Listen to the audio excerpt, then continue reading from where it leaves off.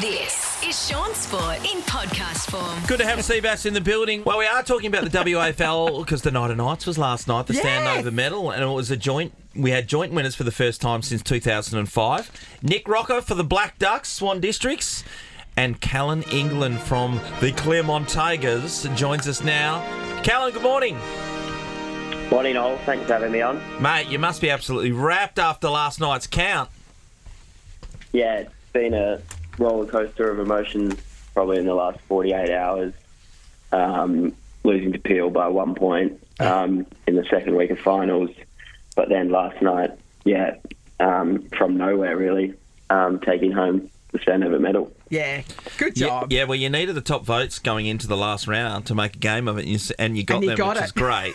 So we love a bit of drama, Callan. That really added to it, I reckon. Yeah, so going into that game, you knew you had a good game, 28 possessions, got on the board as well. So were you thinking, I'm a sneaky chance here? Yeah, I thought I was a little bit of a chance. I had a good first quarter in that game and then kicked the goal late in probably junk time, which may have got me over the line. Yeah. Whatever it takes. Were you thinking, oh, God, I might have to make a speech at this point? Yeah. Probably the last thing I wanted to do was make a speech. I didn't have anything prepared. I didn't know what, I guess, the format was up there. So it was, quite overwhelming. Oh, it was a good result. I'm wondering, though, were you on Mad Monday during the day and then had to front up tonight? No, not quite. Reserves are still in the grand final, so we wait for them to finish and then we do it as a club. Oh, that's for the best, I think. We can all agree. What did Ollie Eastland have to say to you afterwards? Because I guess that is the challenge when you have multiple good players in a team that you steal votes from one another. And I think he was a heavy favourite. So, did you have a chat with him post-award? Yes, he definitely was a favourite. And I think amongst us Claremont boys, we probably thought Eastie would poll the most votes. But it just speaks to his character. He was just, So, I guess... he was just congratulating me for the year I've had, and to be fair, I wouldn't have been able to have that year without him. Yeah, Callan, it was a big year because you guys started really poorly. And the Shaun. No, he did, mate. Shaun. It's not exit interviews. What are you doing? At the start. And because my mate Ash Prescott's the coach, and I'm like, oh, no, Ash is one of the best guys going around, and he should be able to get this team going. Eventually, you got the wheels started turning, and as you said, you're 1 point away close from playing in another big match this weekend. So you've had a great finish to the year. Yeah, I think we started 2-6, which is just so not like the Claremont Football Club. Normally we start the year really well and set us up for success later on in the year. But we had to do it the hard way, and it felt like every single game we played was a final.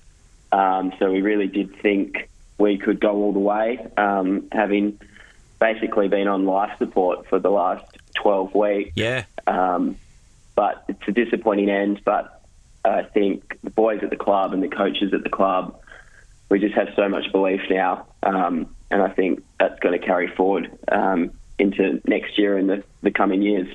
They're a young team, Caitlin. Yeah. You would have watched them a lot this year. I did. The They were future looks great. good. And, when they started winning back-to-back games and really building that momentum, it was exciting. I guess it's hard to watch, but who is going to make the grand final? Who do you reckon is going to win the flag this year? I do think Swans out at Bassendean is a hard task for any team. I think they will get the chockies over Peel, and then I do think East Perth will hold on in the final. They've been a great team all year. They finished top of the ladder, and they've got some really good players, as well as Hamish Brayshaw coming back. When you have to play out at the Black Ducks home ground out at Swannies for the last game. They're my mob. Oh, mate. The can bar out in that far wing is going off its head. The whole joint's rocking. Oh, yeah. I reckon it's a great place to play. Really enjoy it's one it. of the classics, isn't it? It's a classic suburban ground. For sure. Callan, we really appreciate your time, mate. I know you're busy this morning. Congratulations. What a super honour. You're a part of history now, Callan. Well done. Yeah, it's absolutely amazing. Good on you, mate. Good on Nick you, Rokahr buddy. as well. We didn't get to speak to Nick too from Swan Districts. Great season. Well done to Nick too. Yeah, absolute belter. Shaun Sport in podcast form. Watching the news yesterday, got to see an interview with Lloyd Meek. Now, Lloyd Meek is the Hawthorn ruckman. So they've been on a tear. They've won 12 out of the last 14 games now. One of the reasons why they've been so prolific is because they've got a ruckman who's been outstanding form this year. He's rated number 2 in the competition this year on his performance. And Lloyd was a guy who started at the Dockers about 5 or so years ago. Must be 6 years ago. That you guys have given up. Well, we did have. It's one of those things that you don't have a choice, and I don't think there was a lose for it because Lloyd had the opportunity to stay at the Dockers, but it meant that he was like always going to play in the waffle. Yeah. And when I was down there around the COVID time, before COVID got out of control, and then I was given the boot. That was why they got rid of it. Yeah, keep going. Surely.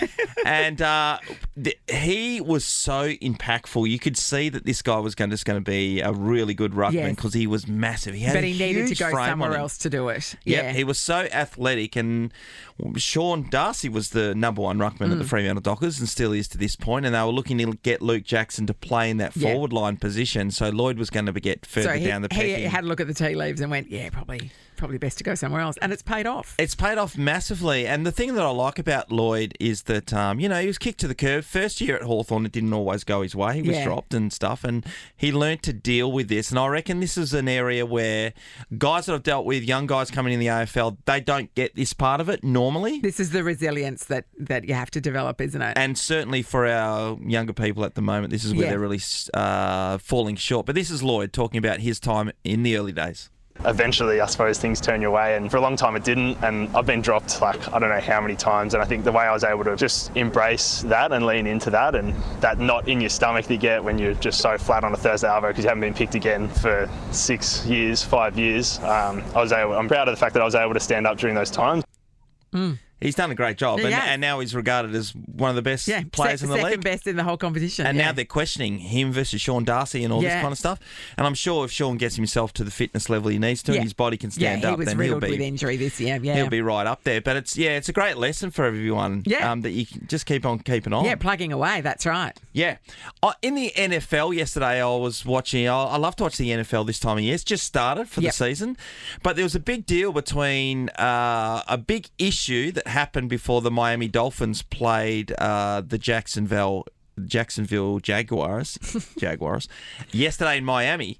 One of the players, Tyreek Hill, was on the way to the game, and he's a big-time player. He believes he still should be he should be considered as an Olympic athlete. He believes he could win the 100-metre dash. Oh, okay. He's absolutely grease lightning, this cat. And he was a professional runner for a period of time before the NFL said, hey, we're going to pay you, $50 million a year. Why don't you come and do this? Running 100 metres, Yeah, 100%. So he's on his way to the game. He's got pulled over by the cops. They've chucked him in handcuffs straight away, and they've dished him into the tarmac. Yeah, face first. Why? What did he do? About 3 or 4 police officers surrounding him. Surely he should have just run. He's really fast. I would have thought so. I mean, I wouldn't run from the places. It would be bad, and especially in America. Please. Shoot first, ask questions later. This is what he had to say about the issue. I have no idea, for real. No idea, man. It's crazy. It wasn't disrespectful, because my mom didn't raise me that way. Didn't cuss. Didn't do none of that.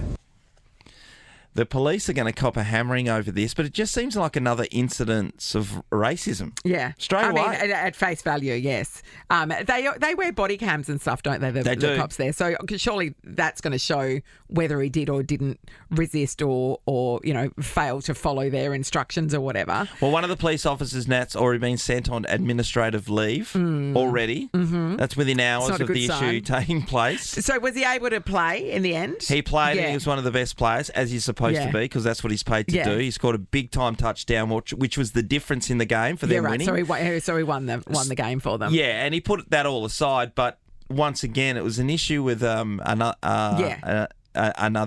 black athlete or a person of colour where the cops just go to a length where why does it take 4 or 5 police to surround you, chuck you in handcuffs and smash you to the ground? Yeah, without even knowing what you're supposed to have done. Clearly, he had no idea. He said it 4 times. He had no idea.